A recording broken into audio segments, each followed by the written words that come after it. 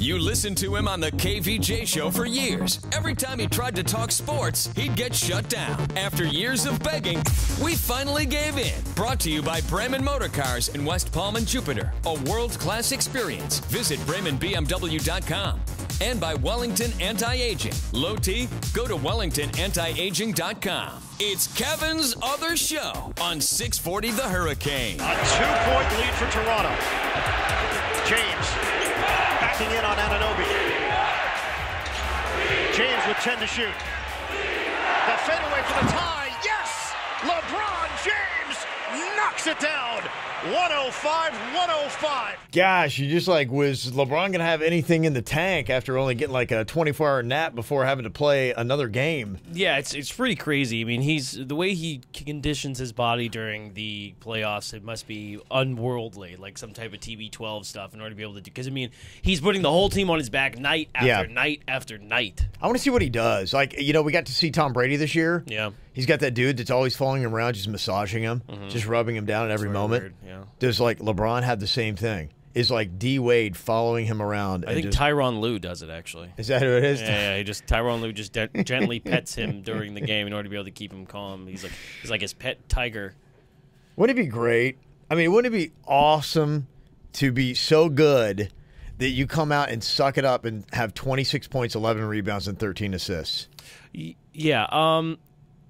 Or is he trying to throw us off the scent here? LeBron says it was probably one of my worst games of the season. Is that a triple-double? I'm pretty sure it's a triple-double. Is it almost like the hot chick? Like going, oh my gosh, I look so ugly today. I mean, I can't even believe it. Yeah, but you're not really believing it. Is that like what it is, trying to throw you off the scent? Yeah, well, I mean, if you think about it, if you compare it to his other games, like Dude, his other 26 games, points, yeah, but 11 rebounds, 13 but he also assists. in the last series had a game where he had like 43 or something like that, and then I think he had another one that was like 39 or another 40 or something. Is this like a bad night? This is when I tank it. If you're looking at the law of averages, then sort of it is a bad night to walk away with just a triple. Gosh, it'd be great. Because I mean, when I tank, I tank. I really tank. Like you're going, dude, you suck. Bad. Like it's no, like when I say, yeah, you know what? I probably had one of my worst shows of the season. You'd be like, yeah, you did. Like like your lips fell off. Like it was, the the whole thing fell apart. You were off air. Yeah, you fell asleep for 10 minutes. Exactly. You pulled a Francesa. Yeah, you pulled a Mike Francesa. Absolutely. But I mean, you look at law of averages. I mean, he really has been spectacular, and that's what I kept saying. Like when we go into the playoffs, you're going to be seeing a very, very different LeBron. This Cavs team that you're seeing during the regular season is just a shell of itself. Wait till LeBron wakes up in the playoffs, and he has. And I also said that Toronto's trash, and they are. I think he's going to carry himself through. I think a lot of people are believers now. Cavs are going to take out the Raptors. Yes. Tight game last night, but yeah, I think they're going to take out the Raptors. And then, okay, is this just LeBron waiting to see who he's going to lose to? Is he going to make the NBA Finals? I mean, wouldn't you say, I mean, both the Celtics and the 76ers right now, clear favorites over the Cavs? Yeah, And I mean, we're writing off this Raptor series quick, I know, but let's just get them out of the way. I did. I wrote that off before it even started. I was like, the next team that they're going to face is going to be the Raptors. That's going to be a walk. Yeah. I mean, I think it would have been a walk for Indiana if Indiana would have wound up moving on because they're a much better team. Toronto. Gosh, how's this? I don't understand how team? Toronto is the top team. It doesn't make any sense to me because they have no chemistry. They have about the same chemistry as the Wizards. The Wizards are I mean, they were the 8th seed, but they were a bad team too. Yeah. But they wound up taking them to 6 games. Yeah. It's a farce. This whole entire thing. There was some good chippy stuff going on. I saw that one clip. Did you see Love? Was it DeRozan that got the elbow and the chops? Yeah. Kevin Love swinging like a madman. Just a madman. That flying elbow just took him right out. Well, sometimes it's what you got to do. Sometimes you got to play hard. But what I like about what they're doing this playoffs is the refs are letting them play a little bit. They're not getting that technical with everything, which is nice because you have to stop every 5 seconds because a guy, flicked his fingernail at you, then we'll be here forever. Yeah. And that's one of the things that the NBA is trying to do to be able to speed up the game, even though the game's pretty quick as it is. The fight that I was sorry that got broken up, though, was right at the end there. I really wanted to see Drake and Kendrick Perkins. Dude. I want to see him throw down because I think Perkins would have beat the ever-living crap out of Drake. Oh, of course. He would have grabbed him and bit his head off like it was a gummy bear. I think it would have been so phenomenal. Yeah. He barely fit in that suit. I think it would have been great. But like Drake is pulling that whole thing where it's like going, oh, yeah, I'm going to say something. It's like, hold me back. Hey, hold me back. Yeah. It's like you got to make sure someone's like, no, you got to make it look good, man. You got to like really try to like hold me back like I'm going after Meanwhile, you. there's 17 people trying to hold Kendrick Perkins back. That'd be what I was worried about. Like, that's a guy that can push through at least 5 or 6 people, and you want to get in his face? Yeah. When you got one dude holding you back? Everybody was just, that's the playoffs, man. Yeah. Everybody is wanting to fight, including Drake. Drake is such a dumb fair weather fan. Like, he's with Toronto when he's with Toronto, and then wherever LeBron is, he's there too. When he was down here for the Miami series when they were going to the finals all the time. He was in Golden State when that started getting hot. He's a fair weather fan. Screw Drake. What signature celebrity mascot do you despise the most? You've had many. Basketball always brings them out. I'll give you Drake, Toronto. Yeah. I'll give you Spike Lee, Knicks. I'll give you Jack Nicklaus, LA Lakers. That's 3 right there. See, I don't know if I can hate Drake. I don't like Drake. I think Drake is. I think Jack Drake's was the so worst. chill. Jack was the coolest by just far. sat there. Jack just would chill, and the sunglasses. He probably wasn't even awake. No, he may not be. That's where he took his naps. Yeah, I mean most expensive naps. He had just rolled in. He'd been out the whole night. You know what's pretty hookers annoying? and blow, hookers and blow, It's true. hookers and blow, and he's like, "Hey, drop me off at the Lakers game so I can take a nap in the front row." Yeah, right That's on the so sideline. baller. I mean, that Jack's the best. I think Probably he wasn't getting anybody's face. He No. wasn't like entitled to think I'm going to talk smack on the basketball court. No, why would he? No. And who the hell would talk to him like that though? It's Jack. It's He's Jack so Nicholson, cool. for Like Christ's sake. if he did, Yeah. Jack Nicholson could say to you, he'd be going, "Hey, go F yourself," and you'd be going, "Cool, thanks, man, dude. That's the cool." Say, did you hear what Jack just? He just told me to do? go F myself. You'd be like, "That's I'm awesome." excited. I'm gonna get a shirt that says Jack Nicholson just told me to go F. But he myself. never did. He never played that. Drake is so down and like rah rah. Well, because he made the new logo for them and the color change. Yeah. He was a part of the thing. He's like their what do they call him, like a spokesperson or something like that. Toronto has created a monster with this whole entire thing. They have completely created a monster. But you know who else is kind of annoying? Kevin Hart. I was gonna say Kevin Hart. Head to head, who's more annoying on the court? Is it Drake? Is it Kevin Hart? Kevin Hart's down there just jawing. Kevin Hart is 4'2". Yes. And he's down there and he's jawing. Drake, at least I respect, because I think Drake, in an average man's fight, he's going to be a baller. When he's going up against, Perkins, he's dead meat. But in an average man's fight, I think Drake is okay. Kevin Hart's got a decent physique, but I mean, unless he's taking on a 6-raider, it's not even going to be a battle. I heard those midget punches are really heavy, though. I mean, like that's a Drake. He's most annoying. I still don't like Drake simply because of the fact that Kevin Hart knows he's small, and he still talks out. He's still right on the sideline where he can get hit real easily, and he has no fear. Drake, no. Okay.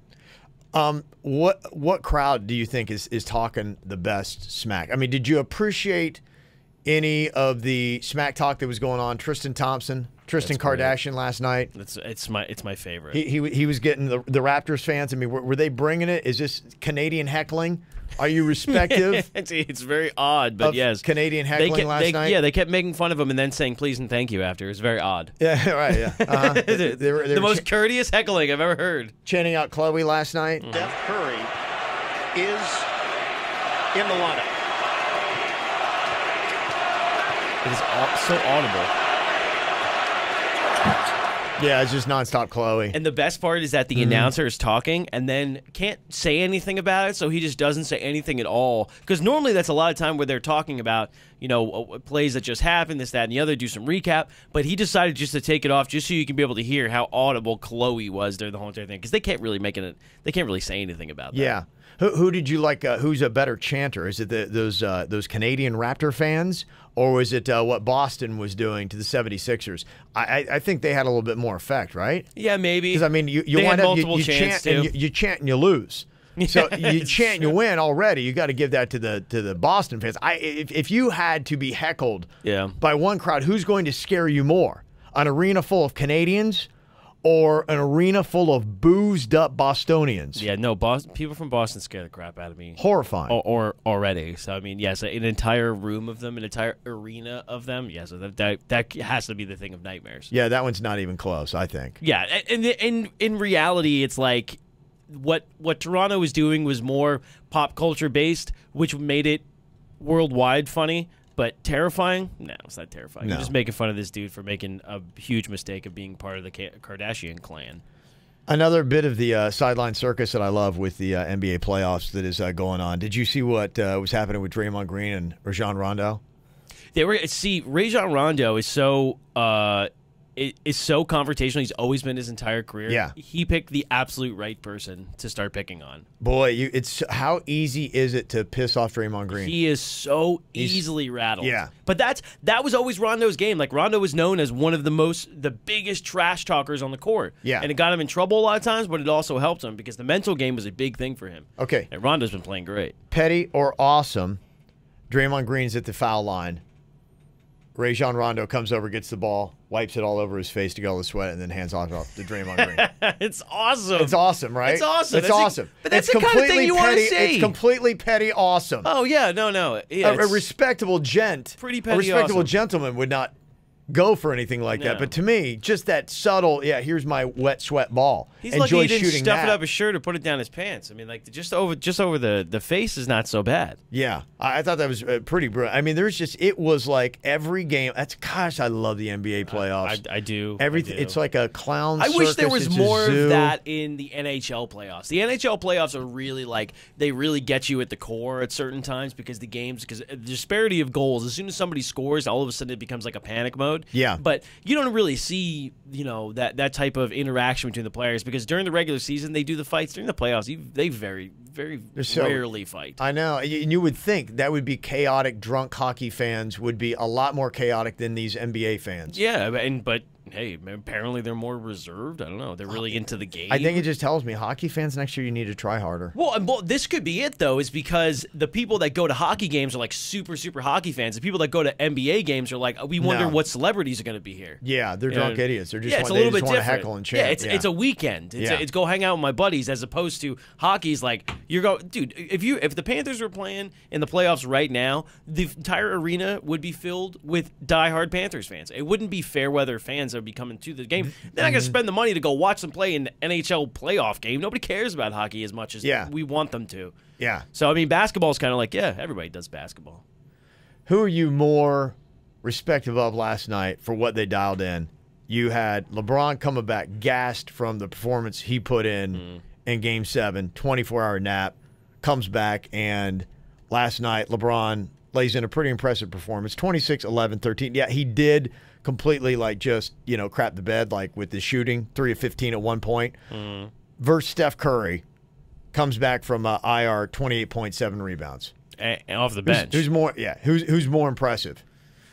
I mean, I'd have to give it to Steph Curry. Yeah, because he's dealing with the knee. LeBron's dealing with he was you're injured. He fatigued comes and you're out old. and he drops 28. But that's like with Joel Embiid. Joel Embiid was injured for how long? He comes in and he drops it. But it was his face. I'm more impressed with the knee than I am with your face because you don't shoot with your face typically. Well, yeah, you don't run with your face. Yeah, usually depends on how much tequila you've had. Yes. But no, I mean, it has to be Steph Curry because LeBron, like he said, an off night. Yeah, with a triple double, but whatever. Got some football debates coming up here. What do you think about kickoffs? They've been talking about touching them because of injuries. What about two football teams coming to Orlando? Can they even take one? We'll discuss next. Yep, he's here too. It's Kevin's Other Show, right here on 640 The Hurricane.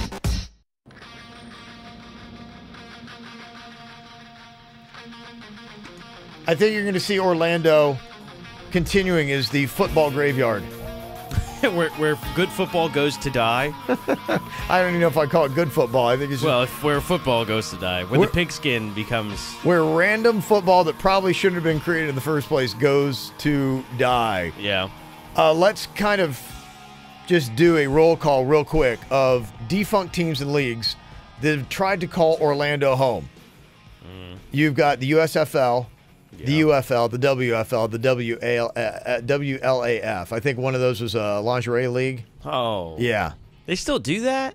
They did. They don't now. They don't anymore? Is it because of the Me Too thing?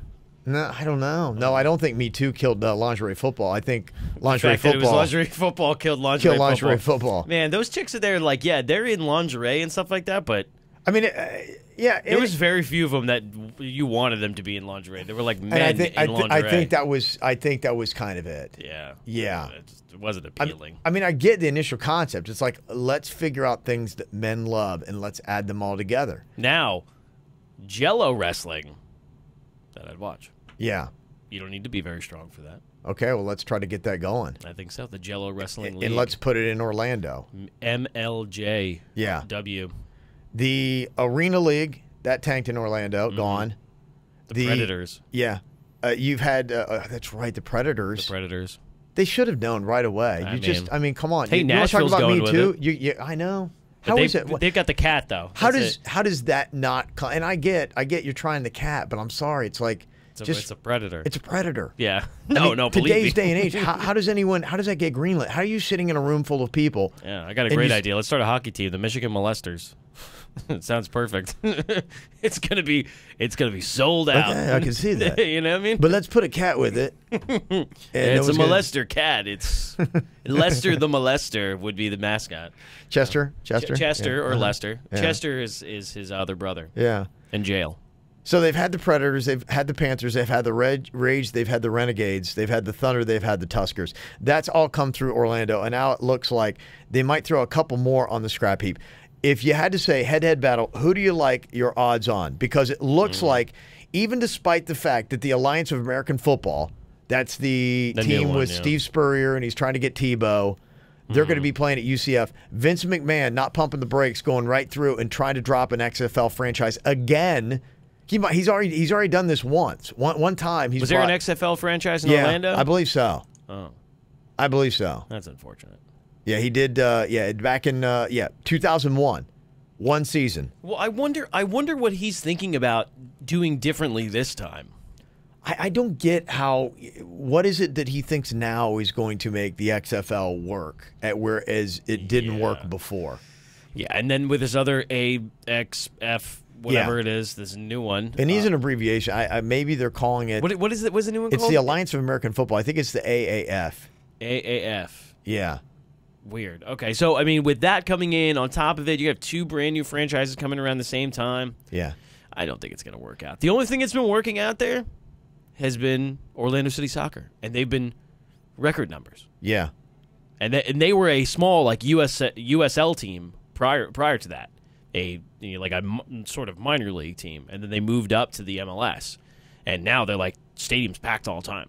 They drink a lot, soccer fans. Oh, God, is it drink fun, a lot. Though. Yeah. Man, is it fun. It looks fun. Best sporting experience I've ever experienced in my entire life. The soccer looks miserable. The stands look fun. The stands are a blast. Honestly, if you gave me booze and put me in an exciting crowd, I would watch. But you have to be in the supporter section. Ducks in a Pond. The supporter section, these dudes and ladies do not sit the entire 90 minutes. Yeah. They just stand and, I'm fine with that. Scream and chant these chants. They all have songs. It's incredible. I've never seen anything like it. Mindless chanting. I'm into the best camaraderie of any sporting event ever. Changed my mind. Okay. Well, I wonder what it's going to be like. Now, if they play at UCF, do they get to serve booze there? Or is there any kind of like on-campus restrictions about selling alcohol if I don't know. They do the AAF there? Because if you're looking at a head-to-head battle on what might last in Orlando football-wise, XFL, Vince McMahon versus the AAF, which has got some big names supporting that, I think it comes down to the beer factor. That's the first question. Yeah. Because I don't know, does UCF right now, can you get beer at Spectrum Stadium? If you want booze, you get it there. Yeah, I have no clue. I've never actually been to the UCF Stadium. I was pretty surprised they added a bar to the FAU Stadium. I didn't think that you were allowed to do that. It's kind of a new thing, a lot of places. So I imagine that they probably do have a bar there. Didn't you? I think once upon a time, the Orange Bowl, when the Canes played there, that was like the only place in Division I college football where you could actually buy booze because it was off campus and they, had whatever city. So that was it. Sense. Like anything that was on campus, you couldn't get booze. But I think that's all changed now. So you've got Vince McMahon. Booze. booze makes. I mean, come on. That's Booze where you in get sports, most of your sales. Yeah, they realize, and that's why a lot of schools are now. They're absolutely. realizing how much money they're making millions. People don't understand the markup on alcohol. Right, and you don't need to drink a lot because you're pre-gaming, and so Yeah. you go in, you drink like the halftime, third quarter, which is what they do. You're like, okay, probably should stop in the fourth quarter anyway, because at that point I'm too busy fighting to go order a beer. Yeah, it's good. And the lines turn into fights. Right, too, which is exactly. never a good idea. Vince McMahon wants to take the XFL to Camping World Stadium, but that's not starting until January of 2020. This whole Alliance of American Football gets a whole year head start, basically. They're going to do February of 2019. Which I think that's a big help, right? To establish yourself. Well, yeah, if you it's got good. you got a year to be able to do that. But I mean, I don't know, man. I feel like Orlando is very accepting, and like since it became that way, all those other teams have come and go because they love the Magic. Yeah, but I think that the one thing Orlando shows you, it's like, why is no one looking back at history that I just gave you? That when they told the XFL that, hey, yeah, we're going to have this other franchise here, you cool with that? They're like, yeah, that's fine. We think Orlando can sustain 2 pro football teams. No, in history, you haven't been able to sustain 1. Now, why all of a sudden can Orlando sustain 2? It just seems like faulty logic that was what doomed the XFL the first time in 2001. Well, maybe it could have been the organization overall. Mm-hmm. Instead of it just saying that it was Orlando that got chewed up and spit out, maybe it was the organization that got chewed up and spit out. And I can see why they want to do that because, like the WWE, everybody, like all the washed-up wrestlers hang out in Tampa. Mm-hmm. Clearwater is like it. You go into Clearwater Beach and you will see a very tan, turkey-looking Hulk Hogan. Yeah. He rides. He has one of those Segways. Mm-hmm. He rides it up and down the beach. It looks like a golden, huge bronze turkey on a Segway. It's unbelievable. It's like an overcooked bird. He's so tan. Yeah. Well, I mean, what the hell else is he could be doing? the next Colonel. The extra crispy Colonel. He could. That would be. The other thing that they just settled out with football is getting rid of kickoffs. Now, they've decided that they're not going to do that, but they say a lot of the injuries come from the kickoffs.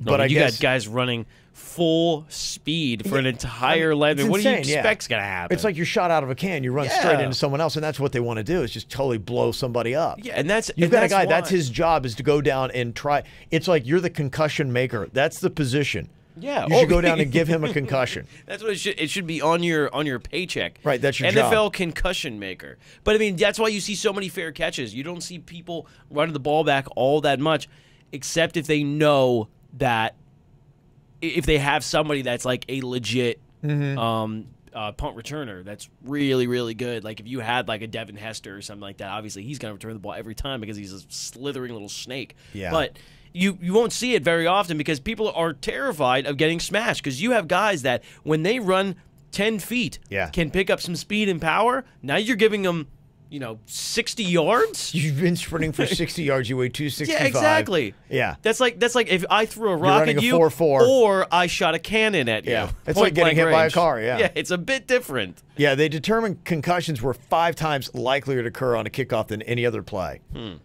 But they then countered that and said, well, only 40% of kickoffs actually are returned.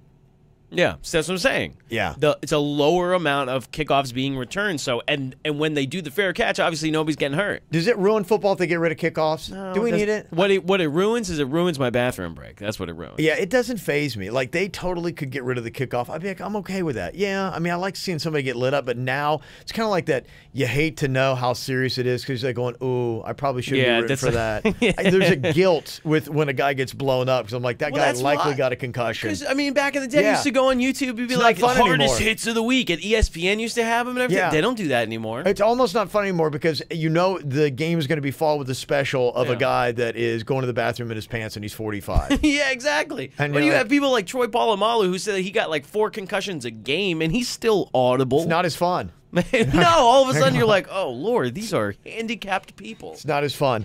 How do you get a concussion in baseball? Well, when you come off the mound, you punch yourself in the face. That's a good way to do it. Who did that? We'll talk all about it next. It's Derek Jeter's favorite sports show, just like Derek Jeter is Florida's favorite owner. Kevin's Other Show on 640 The Hurricane.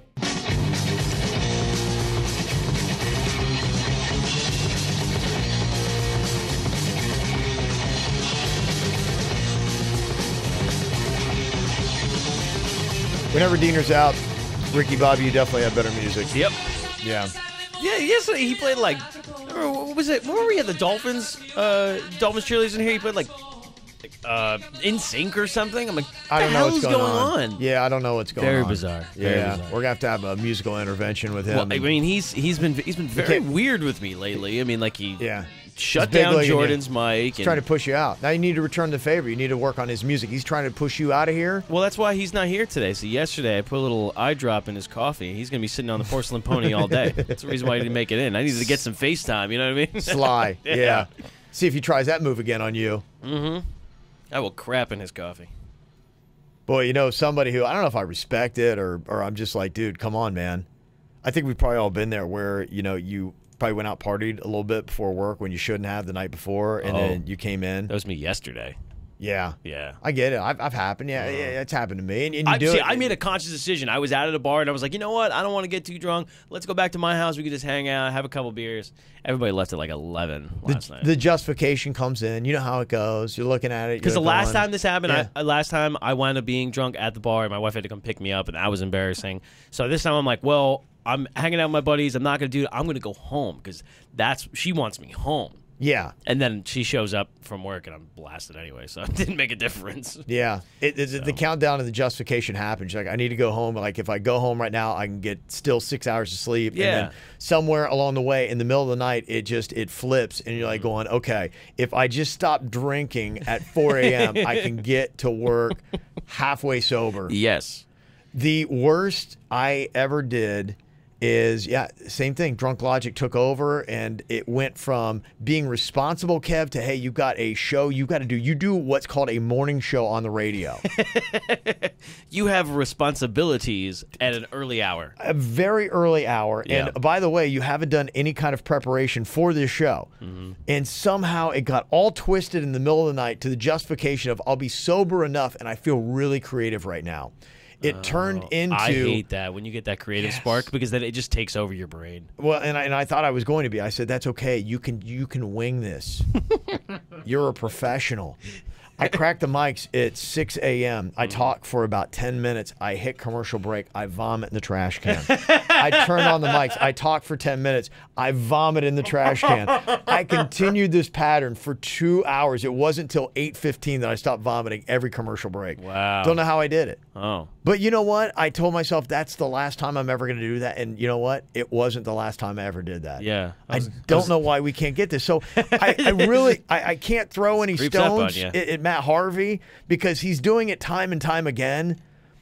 But again, I don't know. I think it's easier probably to do a radio show that nobody really cares about than to go out on the mound and try to pitch the night after getting hammered. Well, there's a reason why he's in rotation now, and he's not. He's a reason why he's not a starting pitcher anymore. Yeah, well, I mean, I don't think his numbers helped. Yeah. Yeah, I mean, I think he had. So at this point in time, you should probably eat a little more kale, drink a little less Pinot, and go to bed at a decent time, you dope. Yeah, his ERA was a 6 when they bounced him the ball. He got it to a 6. It's 6. He got it to a 6. He gets bounced to the bullpen. By the way, I believe he's going to be a free agent at the end of this year. We're talking about that. He was pissed about it too. Pissed. He goes, every time they were asking me a question, how do you feel about being in the bullpen? He goes, I'm a starting pitcher. I'm a starting pitcher. You got a 6 ERA. Like, dude. And you're likely not sober. Yeah. You're on 2 hands now, okay, pal? Well, he's looking at his time, and so they've got like a day game in St. Louis. They fly to San Diego, and they're not playing until like the next night. And he's like, I got time. I mean, I got time. I'm in San Diego, but apparently San Diego's not exciting enough for Matt Harvey. So Matt Harvey's got to drive up to Los Angeles, goes to a party there. And from one account at least, they say that Matt Harvey was out stumbling around.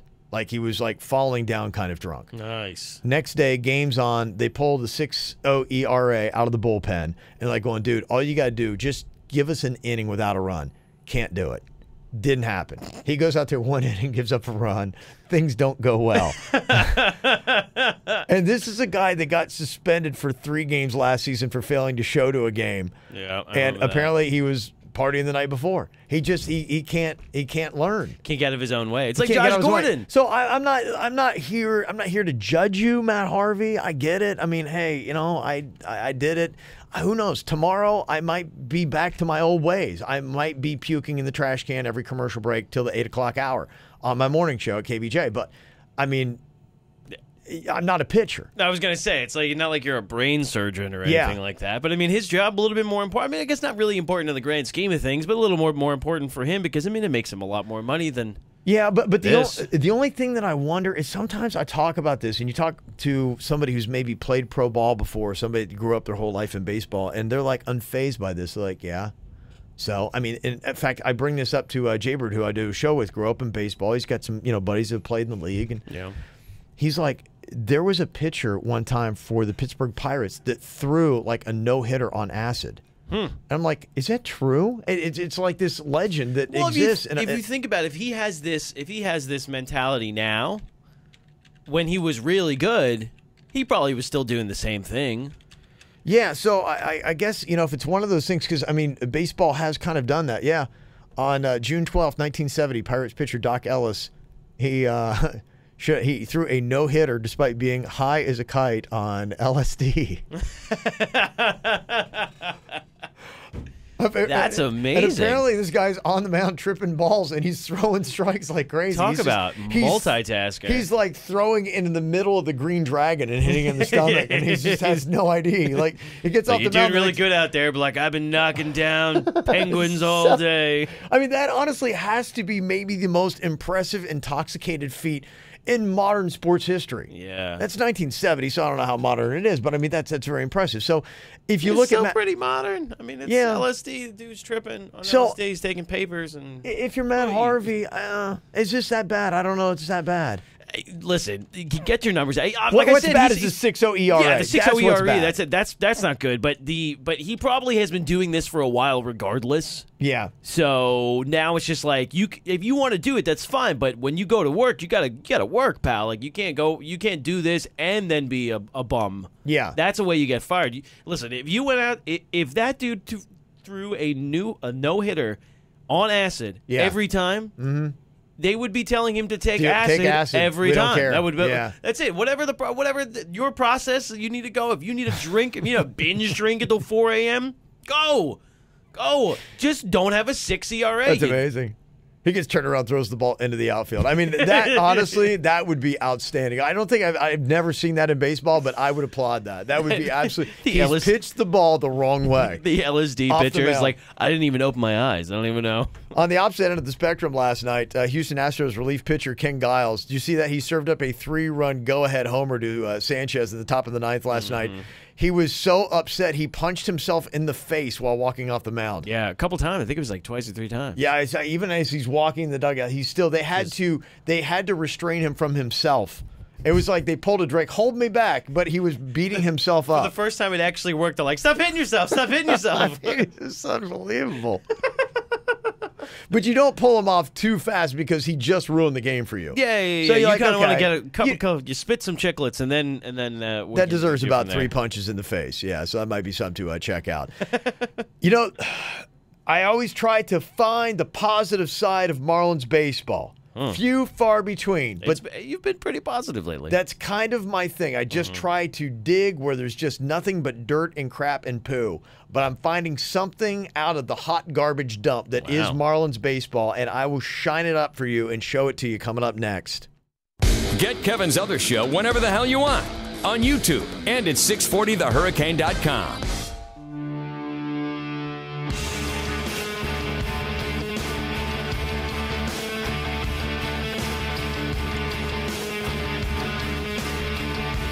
So how do you feel about that Giancarlo Stanton trade? Okay, maybe a quick examination into what is going on right now. If you've not been paying attention, you completely gave up on it. Yep. Giancarlo's hitting .230, 5 homers, 15 RBIs for the Yankees. Okay. It's okay. It's not. But it's not like it's not the numbers they thought he was going to be. It's not, the thing that's igniting the Yankees and is going to launch them into the World Series. I mean, he's getting outplayed by about everybody on that roster. I mean, right now, Didi is all over it. Sanchez, all over it. Judge looking He's pretty still getting good. acclimated. He's playing against pitchers he doesn't know. He's in a foreign land of New York as opposed to Little Havana where he was living before. You're a Stanton apologist. Well, I mean, I'm telling you, like, it's really where it is. I don't give a crap about Stanton. Yeah. I just know that it's a little bit tough. So looking a little bit deeper into that trade, because I don't know anybody that really we got. I don't know what happened with the Marlins. And I say we as a Marlins fan, like, okay, what exactly happened in this? But there is one person that's throwing the rock for the Jupiter Hammerheads. Mm-hmm. Maybe you need to pay attention to right-hander Jorge Guzman. Good Jorge. Jorge Guzman. And numbers pretty solid, but what's probably even more impressive is they say that really no other starter in baseball is throwing an average fastball as high as Guzman, who's averaging about 99 miles an hour with his fastball. Jeez. This is a guy that is just mowing them down, and he allowed 2 hits, walked just 3 while striking out 7 and not giving up a run the other night. And why do you go see baseball at Roger Dean Stadium? You maybe go see this guy. Yeah. This time of year, Jorge Guzman is a guy to keep an eye on. He's got fire. He's like that Yordano Ventura. Remember R.I.P. Yordano Ventura, but he would throw gas. Yeah. He'd throw like 101, 3 pitches in a row. Right. Man, it was insane. So, I don't know how long it's going to take to get this guy, major league ready, but, he's throwing some heat. So And they said the organization that they are is very, like, it's a high class, top notch team. Like, it's not just like some friggin' minors that they just like shoot peanuts at the crowd and stuff like that, and thanks for coming out. So I mean, it's not all about the hokey. You're going to shoot a guy over the outfield wall in a cannon. Yeah, exactly. Yeah. You know what I mean? It's not Jackie Moon. It's actually a very good organization. So they're saying that he's doing this against players that should be playing in Major League Baseball. So okay, we'll see. I've got a twofer for you. Marlins shiny, awesome positivity. Harlan Garcia, another one. Young pitching for the Marlins, okay, not bad. He threw. Well, they don't have a choice. It has to be. I mean, like, young is all they have. But I think if you even had a veteran staff, you might be looking to make room for Harlan Garcia. I mean, this dude got an ERA 1.09 right now, and he threw 6 innings of 1-run ball. The Marlins won their 4th game in a row, beating the mighty Phillies in 10 innings, 2-1. What are they? 5 of 7 right now in the last 7 games. No, it's 6 of 7. 6 of 7. Yeah, I think it's 6 of 7. They now got 11 wins, 11 and 18. They're still in last place, though. Absolutely, they're still horrible. They're still let's not get too crazy. I mean, like I told you, 11 and 17 now, 11 and 18. I'm trying to find a gem. No, I get it. in the smoking hot Marlins dump of baseball. It's still that, but I mean, there's a few gems that are there, and there's a little bit of positivity. I'm trying to keep this franchise on life support with positivity and encouragement. Yeah. And there's a few things to look at. Harlan Garcia and this Jorge Guzman, 2 pitchers that, if you're a Marlins fan, be excited. There's some good stuff to watch here. Yeah, absolutely. It'll be nice to see when they can bring this kid up. Yeah. And see how he does and everything like that. It's not going to be a lot of pressure. I mean, if you start him off in a home game, nobody will be there, so... There's no pressure. There's no pressure whatsoever. I mean, why not move Guzman up to the? I mean, why? Yeah, why not just move him up? I mean, who cares? He's probably playing to more people at Roger Dean Stadium than he is be playing at Marlins Park. So what does it make a difference? Gosh, I wonder. The attendance, honestly, for a Marlins spring training game, have to look at that. What was their spring training average at Roger Dean? What's their average? Because they pulled in 4,500 Monday night at Marlins Park. 4,500. You're talking. I mean, those are competitive crowds. Roger insane. Dean spring training game versus a regular season Marlins is going to be it's going to be a toss up. Yeah, this year. If you ask me who was at what people were at more game, I wouldn't even know. Yeah, I wouldn't be able to tell you. That's completely insane. And Roger Dean Stadium is like half the amount of seating that Marlins Park. I think does. they do 7. Yeah. Which honestly is all they need. Maybe the Marlins just need to play all their games at Roger Dean. They would have a full stadium, arguably, almost every night. Yeah. Oh, are you kidding me? Of course they Maybe. would. I don't Mainly, know. Actually, well, no. But one of the reasons why people don't go to the games too is like not only do they suck. Yeah. You have to sit there in an echoing arena. Yeah. It makes it feel real empty. And it's ridiculously deep in Miami in a crap area. Yeah. I mean, like that's like when they open up the soccer stadium in Overtown. Yeah. Yeah, that was a great idea. I think they're thinking about waffling off of that, right? I don't know if it's going to be overtime. Is that they're moving off of it? Good. I think they're kind of balking on it now. Yeah, why don't you just put it right in the middle of Liberty City? Yeah, somebody sobered up. They started to see the downside of that. Yeah. Would they just go there? They were just probably looking at maps and like, wow, this all looks really nice. And then they went there like, holy hell, it's like the 19th century in here. In Haiti. Yeah.